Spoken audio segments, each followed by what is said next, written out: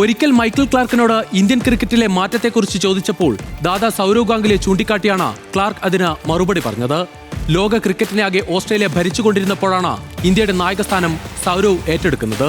ആരെയും കൂസാതെ മത്സരിക്കാൻ, ഭയമില്ലാതെ പോരാടാൻ ഇന്ത്യൻ ടീമിനെ ഒരുക്കിയ ഗാംഗുലിക്ക് ഇന്നത്തെ മാറ്റത്തിന്റെ ക്രെഡിറ്റ് എടുക്കാമെന്ന് ക്ലാർക്ക് പറഞ്ഞുവെച്ചു. എന്നാൽ വിരാട് കോഹ്ലിയുടെ ഇന്ത്യ അഗ്രസീവ് ക്രിക്കറ്റ് എന്തെന്നത് ലോകത്തിന് കാണിച്ചു കൊടുത്തുവെന്നതാണ് സത്യം. സ്ലഡ്ജിംഗ് കൊണ്ട് ജയിക്കാമെന്ന് കരുതുന്ന വിദേശ രാജ്യങ്ങളോട് അങ്ങോട്ട് കയറി സ്ലഡ്ജ് ചെയ്യാനും ബൂയിങ് കൊണ്ട് നിശബ്ദരാക്കാൻ വന്ന കാണികളോട് ബാറ്റ് കൊണ്ടും ശരീരഭാഷ കൊണ്ടും മറുപടി നൽകി കോഹ്ലി.